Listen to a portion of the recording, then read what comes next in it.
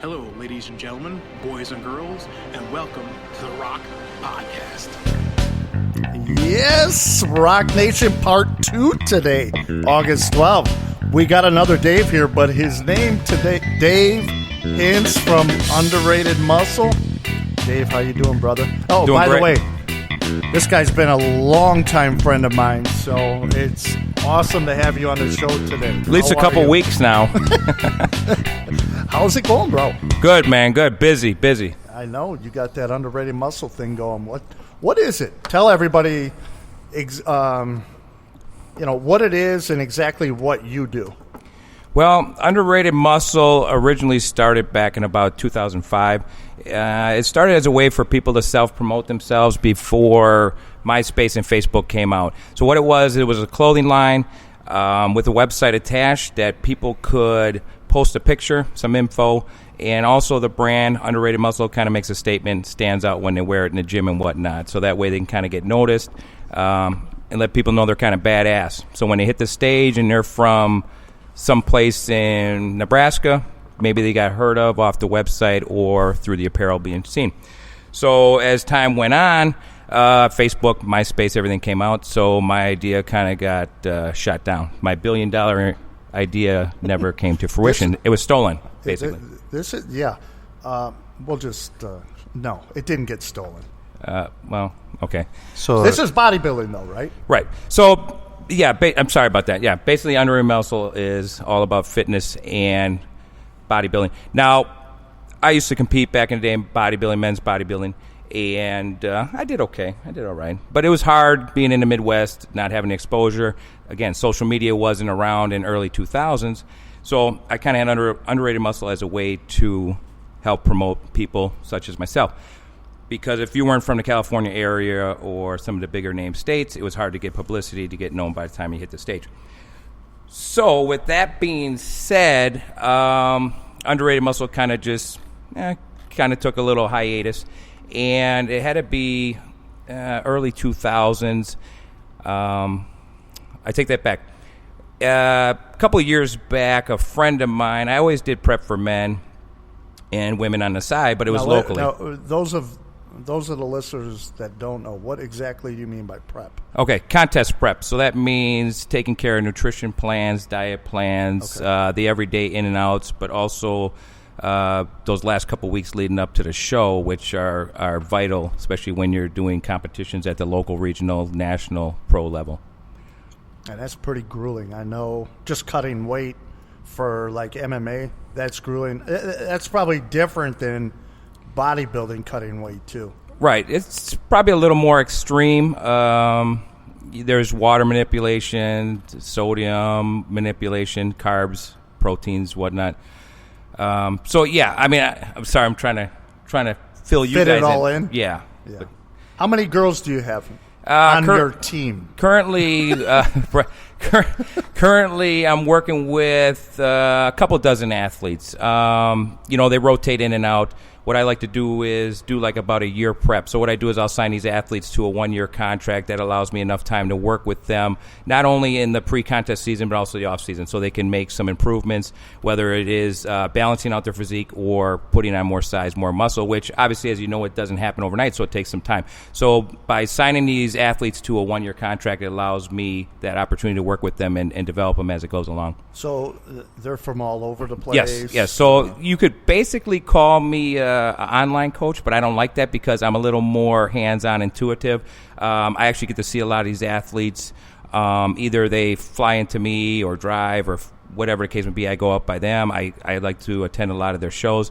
And I do talk to a lot of these people on a daily basis. So I don't consider myself online coach. When I hear online coach, I kind of cringe. That's just someone that's maybe hiding behind a computer or just behind a text message or something like that. But I like to think I'm a little more hands-on in that. Is that pretty popular, online coaches? Oh, it's huge. It's huge. And that's kind of a good segue of how I got started, that you asked me that. I never realized, when I competed, pretty much everybody did their own prep or they had a local guru at the gym help them. So, I wasn't into social media, so I didn't know what was going on. So I had a friend that was helping prep for a show. He says, hey, you got to get on social media. And I'm like, why? I really don't have time for that. I'm kind of outgrown that. But I started on there to kind of follow some of the old legends and stuff and see what was going on in the sporting industry because obviously you want to stay up to date. Well, what I realized is everybody had a prep coach. And I'm like, what the heck is this? Everybody had a prep coach. Bikini girls, figure girls, bodybuilders, men's classic physique. Everybody had someone doing their diet and training. And as I dug a little bit deeper, I realized that most of these prep coaches don't know what they're doing. They're offering these clients cookie-cutter diets, basically meaning they're giving everybody the same program. They're just giving them on those meal programs, they're just putting meal numbers next to it and not actual times to tell them when to eat. So obviously, this isn't a sport of a one type of diet fits all. So it's for you. It's based on what you're saying. You have to identify certain things with every athlete differently. Correct. Obviously, everybody has a different body type, but also I think what people fail to realize is everybody has a different lifestyle. So if someone comes to me and says, hey, I want to prepare for the show or I want to put on size, I want to lose weight, I like to figure out everything that's going on in their life. So I need to know what their day-to-day basis is. So, for example, it doesn't matter if two people have the same body type. They might have the same lifestyle. One might be a nurse working 12-hour night shifts. The other one might be, working in an office in accounting, sitting behind a desk. So obviously the calorie requirements are different. So you have to be able to adjust for that and adapt for that. So again, I didn't mean to cut you off. No, I'm just thinking of the masses out there. Are you just dealing with amateur athletes that want to go pro, or could you be dealing with, let's say, my girlfriend, she wants to lose 10 pounds. Oh, Dave would be the perfect person for me to touch because he's got it down to a science. Do you take that on, or first off, you up there now? Let me just say that your girlfriend looks fabulous and doesn't need to lose 10 pounds. So anyway, you just got me in trouble, buddy. Nice sound effect. So, I work with all types of people. I'm going to pay for that now. I know. My Friday, my weekend is done. But don't let her hear this till Monday, because in that way you got the whole week to make up for it. I work with all type of athletes, but I really love working with anybody that has the hunger and drive to be better, to make improvements. So I have no problem taking on a newbie and a beginner because it's great. You're kind of working with a clean slate. You can teach them everything from the beginning. They didn't have time to form bad habits, etc. And I also love working with the top-level amateur and pro athletes as well because you're able to fine-tune and tweak their diets and training and also teach them a few things that they're not getting, maybe the attention that their coach isn't giving them. But I do also work with local people as well, or maybe someone's like, hey, I want to lose some weight, or, I do offer a 12-week prep program. Okay. I saw on your Instagram, which I like a lot. I like following that, is, who is it? Is it one of them going to the Miss Olympia? Yes, I currently have an athlete that qualified for the Olympia weekend in Vegas, which is in September. That is basically the Super Bowl of fitness. So you have your men's bodybuilding, which a lot of you people can kind of relate. Arnold Schwarzenegger was in and won 8 times. So it's men's bodybuilding, men's classic physique, men's classic bodybuilding, and you have all the women's categories: women's bikini, women's figure, women's physique. So in order to make it to the Olympia, you have to win a professional show, which they have maybe about 24 a year. So it is pretty limited, very hard to do. And also you can get in based on qualifying points. So it's like the top 5 point leaders for the year that get in. So you figure, and this is for the world. This isn't just U.S. So if you get an invite to the Olympia, you're one of the best in the world. So, for example, take a show that they had in St. Louis this year for women's figure. 30-some athletes from all over the country and world. So I'm talking Italy, Spain, some other countries across the world, Europe and whatnot, even I think one from Russia. So for someone to win one of those shows, that's a pretty big deal. Oh, yeah. And the girl that I have, her name is Nadia Wyatt, and she's from St. Louis. I started working with her basically from scratch. 2014, she had a New Year's resolution that, hey, I want to start working out. What? So she got in shape. So in 2014 she started? Yes. She has Bro, her back. She looks incredible. Yeah, so think about this. To go from 2 years, basically 2.5 years, to being one of the top in the world, it's almost unfathomable that Wait. Did she lift weights at all? No, not really. She has a track background, okay? And this, I'm telling you, if you guys can go onto Instagram, my Instagram is underrated muscle, at underrated muscle. They can give you the link or whatever. These guys can.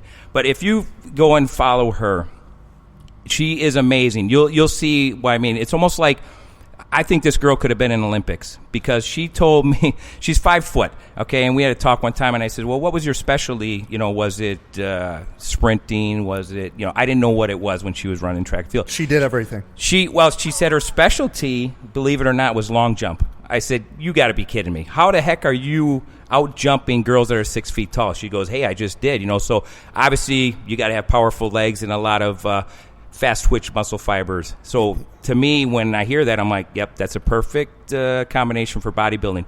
So she started 2014, found a program online and did it kind of half-ass it. And she did a show. Oops. We got a swear jar. If I use half-ass in that tense, is it technically a swear? Depends on if you're talking about your ass. I don't know. Because I think half of his is still a full. Yeah, that's true. Yeah. Anyways, go ahead. So You're gonna have to put $1 in okay, the so swear jar. 2014, she gets this diet plan offline that she sees, and she starts following it. She says, hey, I want to do this show for poops and giggles. Can we say that? And I honestly don't even remember where she placed. I think it's second, third, something.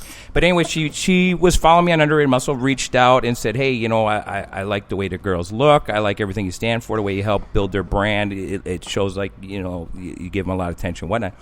So we hooked up in June of 2014 and decided to start hitting some shows.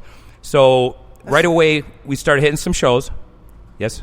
I can't believe right. the short and I'm not, amount of time. Overnight, she just started packing on size, filling out her frame, building muscle, getting leaner, and it was crazy just to watch her progress. So we just started doing local shows, and it was just win, and getting overalls. And it got to the point where it was fall, and I said, hey, I think you should take a shot at Nationals in Miami, which is a pro qualifier. Top 2 in each class get their pro cards. Biggest show of the year, over 1,000 competitors across the men and women combination, all the classes.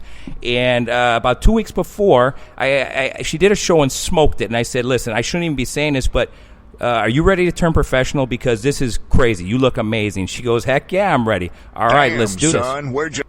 So anyway, so we get out to Miami Nationals. I'm like, this is crazy. She goes out there, center stage, never move her in her class, and she ends up getting her pro card first try, one and done. God. So it was unbelievable. It was, thank you for those cheers. But it was amazing. And I look at her then, and I even look at her now, and I'm like, this girl has so much potential left in her. She keeps just getting better and better and better. So 2015 was her first pro year.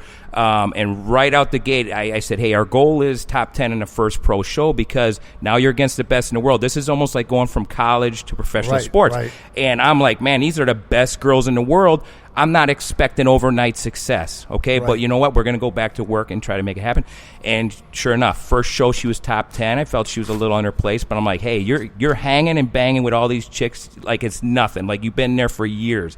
Okay, back to work. Do another show. She gets top 5 in Dallas. I'm like, holy cow. What? It's just crazy. She's beaten big name girls that have been out there for years. Right. So 2015, it was a trying year. We had some top 5s in there, but I'm like, I got to get this girl to Olympia. How can we do it? So you know what? Just go back to work.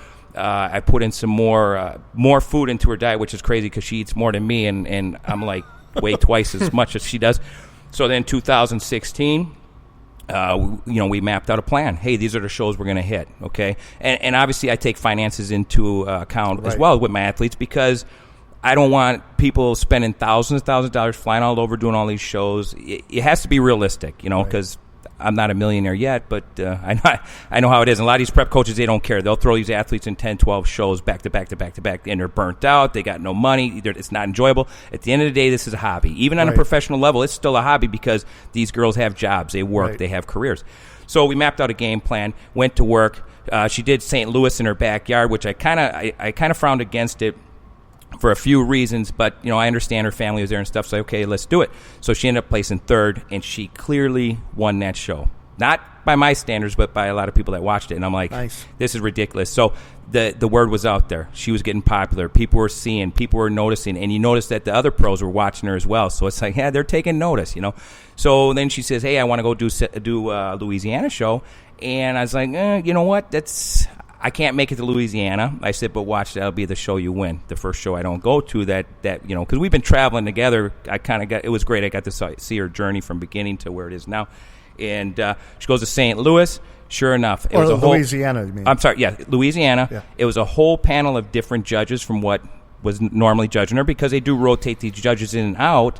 But sometimes you end up getting a lot of the same judges based on the area that you're doing your show in. So she goes down to Louisiana and gets straight first from all the judges across the board, and punches her ticket to the Olympia. And you missed it. And I missed it. But that's okay, because I'll get redemption in about 5 weeks here. I'll be out in Vegas September 17th, I believe it is. This is the Olympia. This is the Olympia. So this is going to be her first time there. Definitely not her last. And she's got a lot of good momentum going in. And what was nice about her winning that show in Louisiana is it allowed her to take the summer off. Because if she didn't win there, we would have just would have had to go back to work. Right. She would have to go back to work, do a couple more shows like Chicago. We talked a little bit maybe about New York and Texas again. But it saved her money, and she was able to keep her body fresh. She didn't have to stay in the contest prep mode, and able to make a little bit of gains going into September here. So it'd be really interesting to see where she stacks up. I definitely feel a first call-out should happen and could happen. But again, it's going to be hard to knock off some of those big names, because they do have the publicity, they do have the experience, they do have the everything going for them. So right. I know bodybuilders need sponsors, right? Yes, we do. That's a big thing. Sponsors is huge. Hey, as a matter of fact, let's give a shout out to our sponsors. Our sponsors for the ROK Athletic Performance Center are Route 20 Outhouse. Go ahead and go over there and see Steve and Ray. Also, the ROK Athletic Performance Center has a seminar with Andre Galvo, September 24th and 25th. The sponsors for that event is Defense Soap and Tatami. If you're looking for a sign for your business, go ahead and look up Your Sign Matters. Ask for Jeff. Does an awesome job. Also, Rely Local. You're looking for a networking community in Wisconsin? Reach out to Nick Christensen from Rely Local.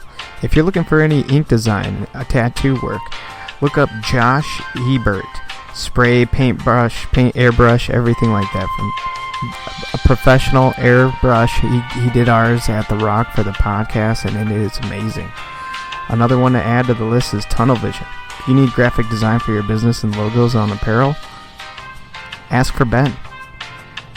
And last but not least, we have our very own Forjits, our in-house jiu-jitsu clothing brand. Just Jamal Ferreira, black belt from Brazil, pushing his surfer brand. It's very fun and amazing. Back to you, Jeff. Bro, all this stuff that you said about Nadia obviously is a testament to you. Your game plan with her.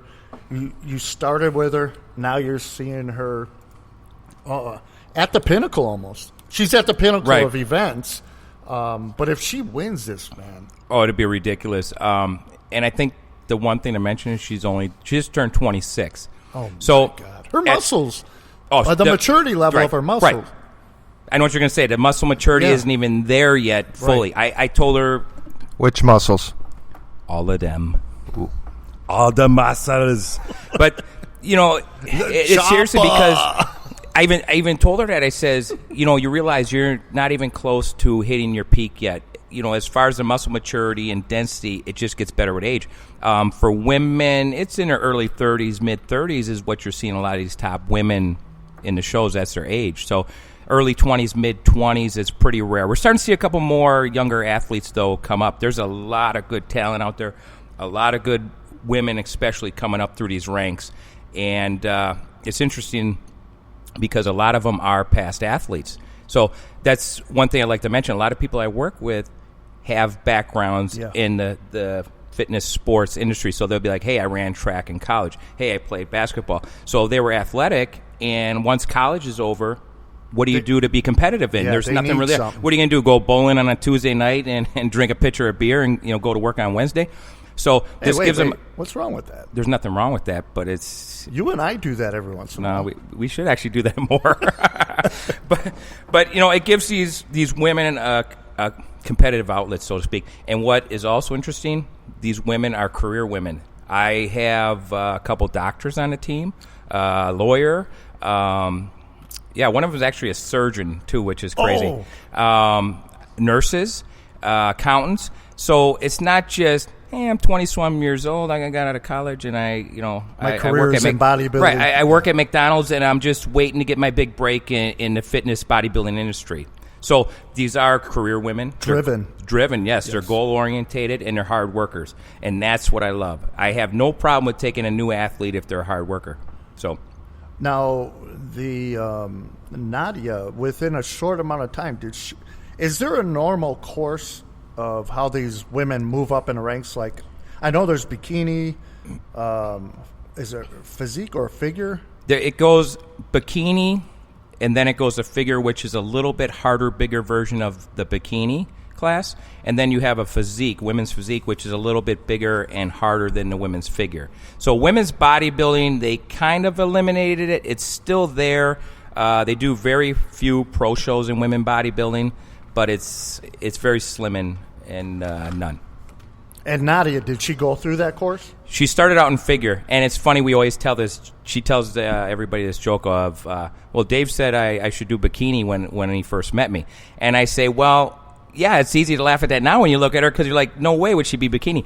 But I tell everybody there's a very thin line between bikini and figure because there is a lot of these bikini girls that have a lot of muscle and very conditioned. It's just, I have a girl now that was bikini, and she would do great at the local level. She'd do great at the regional level, went to national level, and just would have she'd have a hard time. Why don't we do this? What's that? Just got an idea. Why don't we have them come here, and we'll decide where they should go? There you go. I think that's new. I think we could be onto something. Bring all of your athletes here.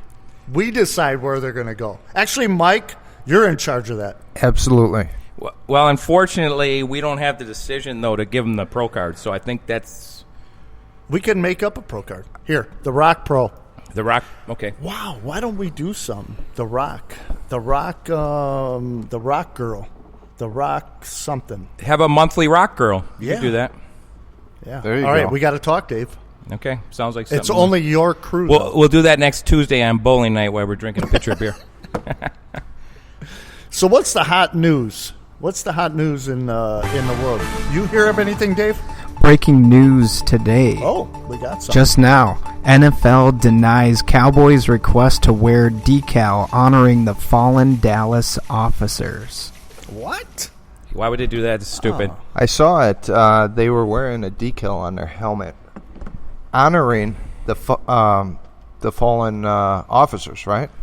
And they actually had like a ceremony at Cowboy Stadium, the whole thing, and they were going to wear these decals all season long It's on a the back code of their thing, helmet. an NFL jersey thing. Right, but they do allow it for certain circumstances, like Breast if cancer. a breast cancer or if a former NFL, superstar dies or something. number. They'll have their initials on their helmet, things like that. But Wow, that's strange. I can see doing... Okay, if they don't want to do it for the whole season, fine. But one game, what's that hurting? Because you know what? Now they're just going to write crap on their shoe. You know what I mean?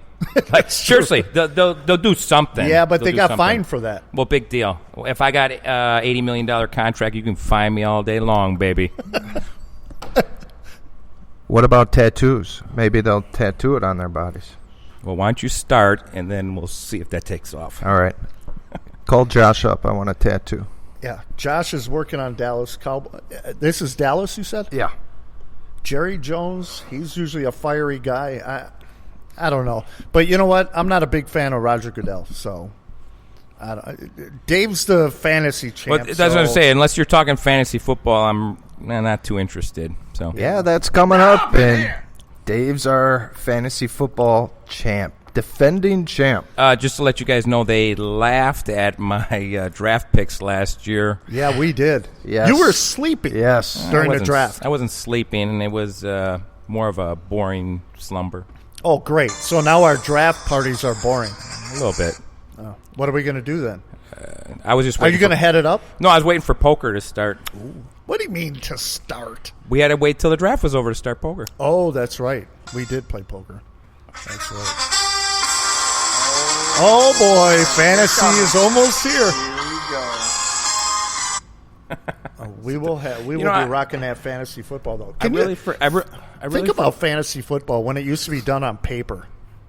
Now I didn't play it's it then. just $1 billion. Yeah, you had industry. to read the newspaper the next to find day the stats. to Really? find the stats out. That's ridiculous. They didn't run the bar at the bottom of the ESPN saying, How old are you guys? Exactly. I'm gonna tell you. I mean, I'm not gonna tell you how old I am, but I used to listen to the radio to find out the stats when I was in fantasy football. Well, let's put "Now it this that's way. real old." Yeah, he That's didn't have old. to tell you how old. You could take a guess, and somewhere in I think he went. Hey, I think this he went is to how old Jeff is. He used to use Morse code to figure out who was in fantasy football.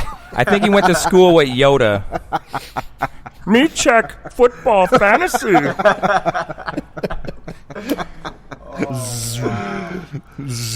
Yeah, that's it. Yeah, I'm looking forward to fantasy.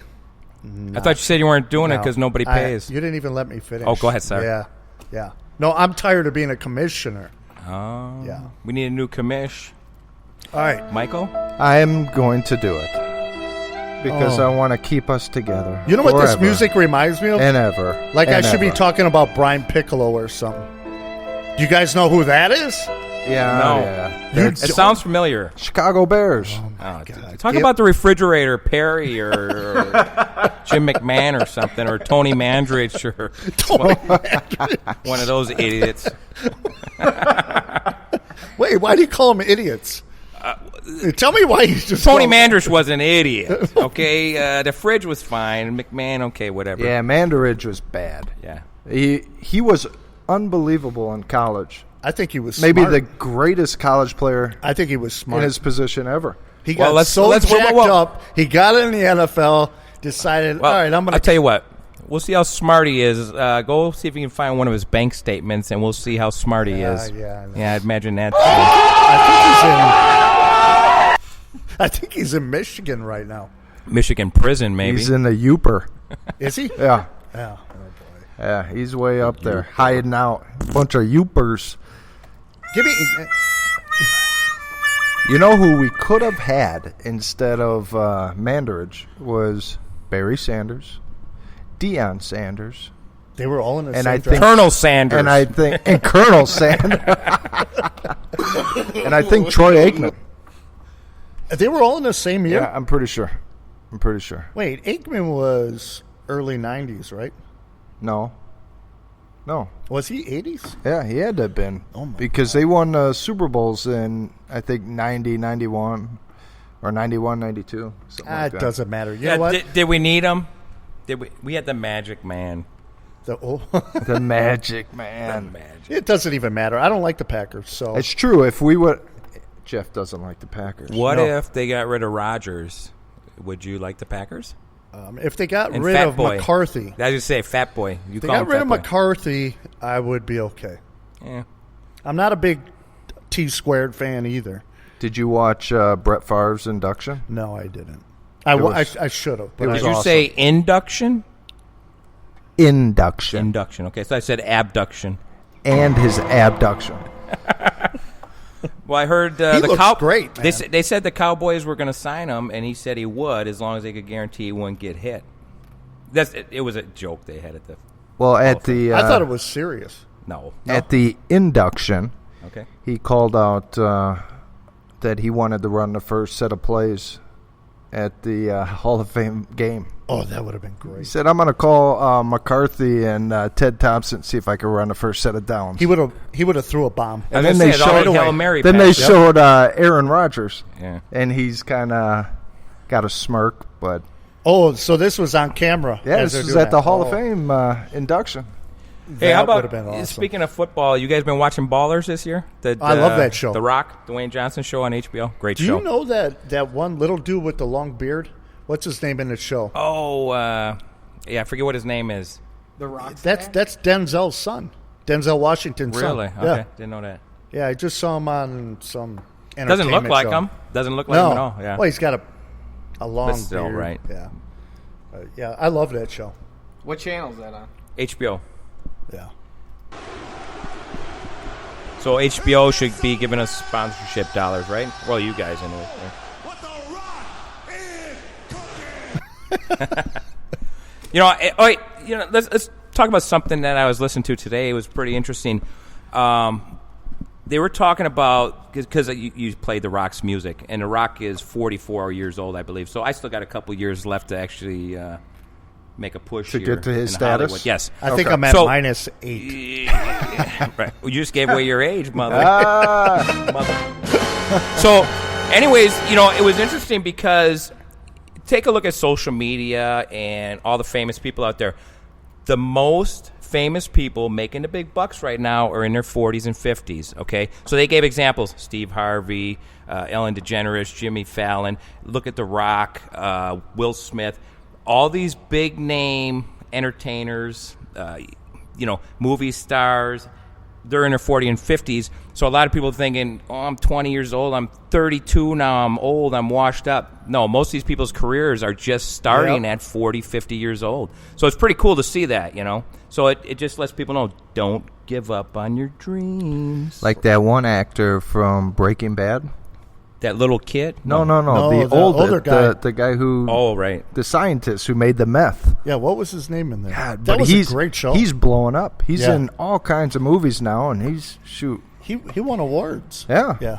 Yeah, that's pretty cool. I mean, social media is huge. Kind of even getting back to my business, there's no way I could have did Underrated Muscle 10 years ago. Okay, for people that don't know, I live in Milwaukee area, okay? So I'm right out here by Jeff and The Rock. But there's no way I could do this 10 years ago with no social media. Right. Social media drives everything. And what's good about it is, again, you can run a business from pretty much anywhere. I could go up to Alaska and still coach clients. But the bad thing is there's a lot of smoke and mirrors. So for the people that aren't experienced, don't have the talent that they should, or haven't really done nothing, they can build a brand and kind of trick some people. So you have to be careful with that, obviously. But yeah, it's social media is great. Are you moving to Alaska?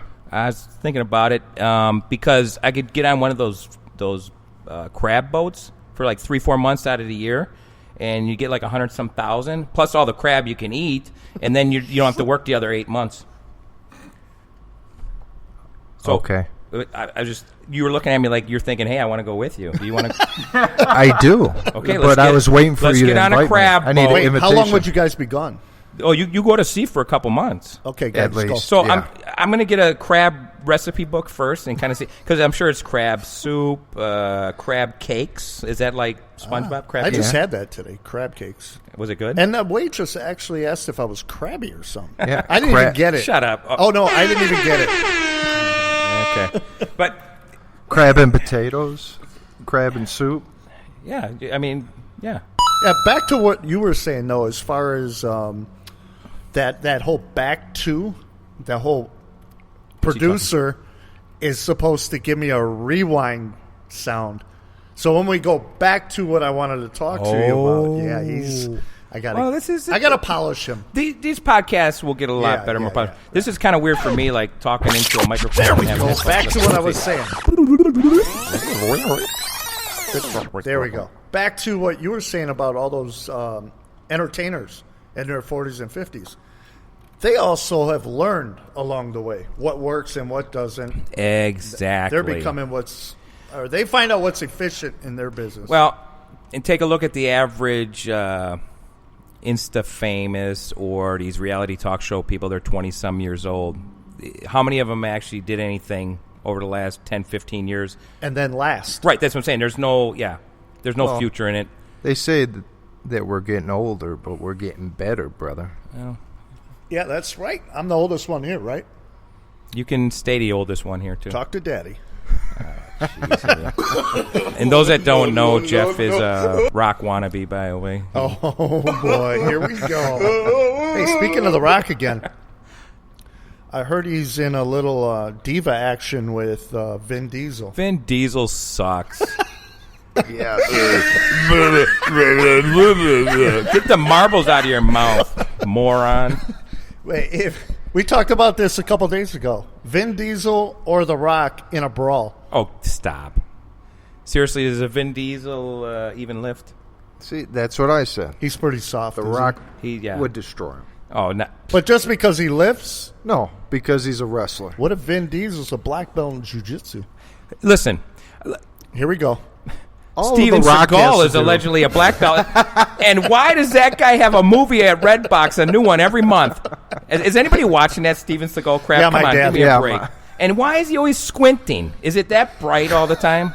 I'm gonna kick your butt. I can't say the other way. I'm gonna kick your butt and snap your arm. He does have a movie coming out every month. Go to Redbox. Oh, There's about easy. 5 different Seagal movies in it every time you check. Does he have like a Halloween one and a Christmas one? No, they're not. I don't think they're holiday themed. I think they're just the same crappy rehashed wannabe badass back alley. Dude, I Whatever. liked Seagal when I was growing up. Yeah, we all did. That was before movies got really, really good and they used CGI and 3D and everything else. Steven Seagal, when he was kicking all the Jamaicans.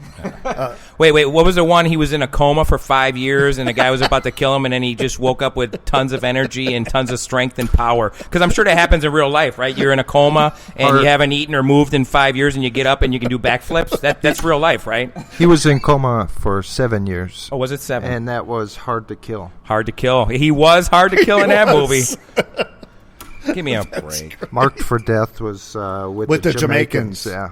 I actually liked that one. Oh, but you know jeez. what? He was about 200 pounds less, and he actually moved like he knew martial arts. Now, have you seen some of the videos of him where he's doing some, I think it's Aikido. I'm not sure. Yeah, it's a keto. Isn't he like a fat rent-a-cop or part-time cop or something? Yeah, he is a cop. Okay. He's like a honorary sheriff or something like that. So is Shaq. I would let him So give is me a Shaq. ticket just so I could laugh at him and tell him how sucky his movies are.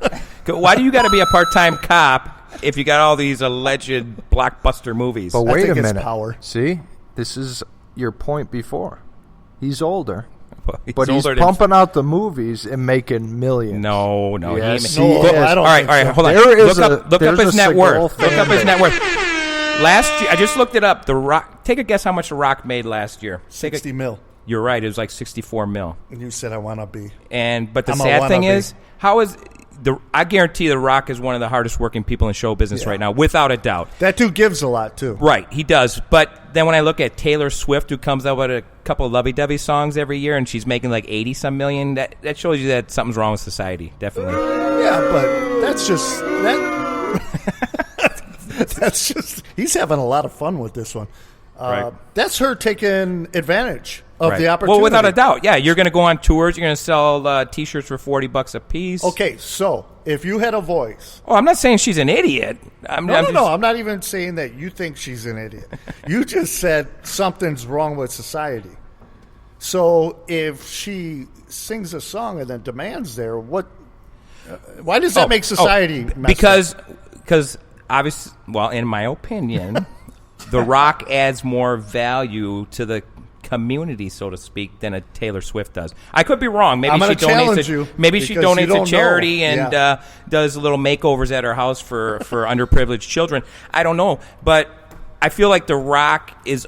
Again, he's got a lot of projects going on, and I think he's got his hands in a lot of different things that are positive. How do you know that? Well, he Social posts on media. social media, right? And Exactly. again, it could be Taylor- smoke and mirrors. It could, Yeah, you know, Taylor could be doing some of that. She's just keeping it under wraps. yeah, it could be. I'm not a Taylor. You're Swift not likely fan, to but believe that, why, right? why don't you ask your daughter? Your daughter I might don't know. I don't think she likes Taylor. Okay, all right. It was her birthday yesterday. Make Well, sure you text but her. Kanye West don't like Taylor, so Did you just hear me? it was her My birthday? daughter's birthday was yesterday. She turned 21. Oh, Yeah. She told me right away, she goes, I'm going to go out and get drunk. And I'm like, no. She doesn't even drink. Let's be honest. That's probably not her first time. Look, stop now. She probably had a fake ID for the last 5 years. Watch it. There's a table between Dave and I. Her fake ID name was Margarita. Cuervo. There's mats over here that we can get down to fighting. I'm allergic to that material. It makes me itchy and sweaty. Actually, working out makes you itchy and sweaty. That is true. Right? That is true. Are you still training? When I can. Last 2 weeks have been great. I got 3 days in both weeks, but it's getting better. Schedule is crazy right now. Have you ever thought about getting back into bodybuilding, like going for something, or you just that's it? Like I think maybe I would make a comeback, but it would be not to try to like get a pro card, but it would be just for myself, maybe just to kind of see what I could do one last time. Like to have some goals and see. Just set some goals. And I mean, because now most people maybe don't know they have classic bodybuilding, which is a smaller version of men's bodybuilding. So when I was competing back in the late 90s, early 2000s, I was competing with the mass monsters. And if you ask a lot of people, the bodybuilders from the 90s, early 2000s were the best ever. And it's a whole nother topic, but I would say the reason why those guys were better is because they had more drive. Nowadays, people are worried about being on their phone while they're in the gym taking selfies. I don't see people training to failure like they used to. I just don't think the dedication drive. That's not saying that the top level people aren't dedicated and have drive. I'm just saying on a whole. So I think as far as men's bodybuilding, it's changed a little bit. It seems like it's coming around a little bit. One thing I would like to say, though, these dudes from Kuwait, these pros. Oh, I know. Unbelievable. I know. They are just getting. I mean, they look good. Who's the guy? It's Raleigh. You think about Raleigh? No, the African American dude with the ponytail. Oh, you're talking about Kai Green? Yes, I know he's not cool. Right. But that dude is a monster. Right. Who's the other guy that usually is winning? Phil Heath. Yeah. Oh my! He's guys going are for huge. his sixth title. But you know what?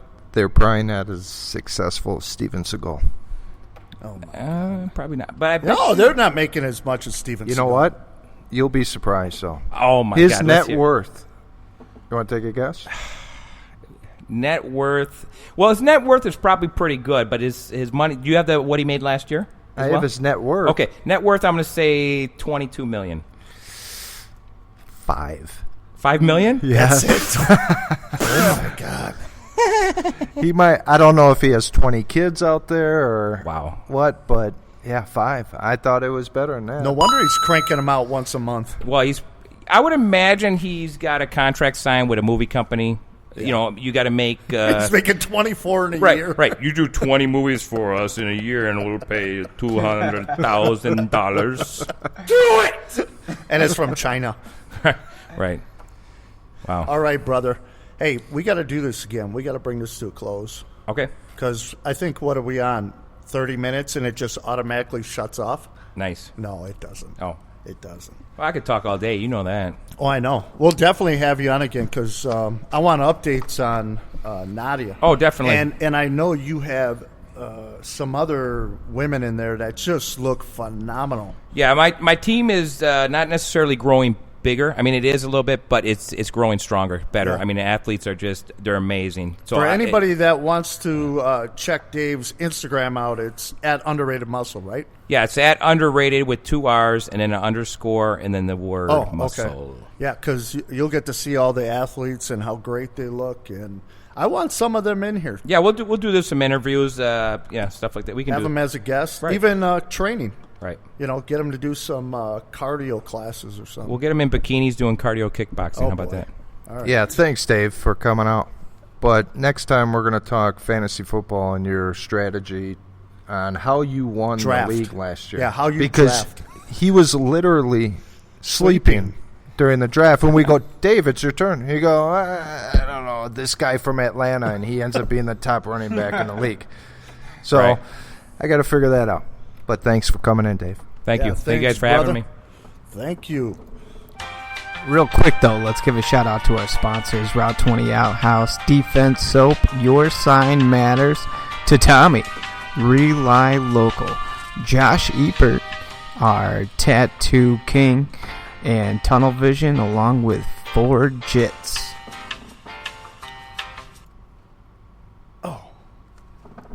I was going to say. Go for it, Jeff.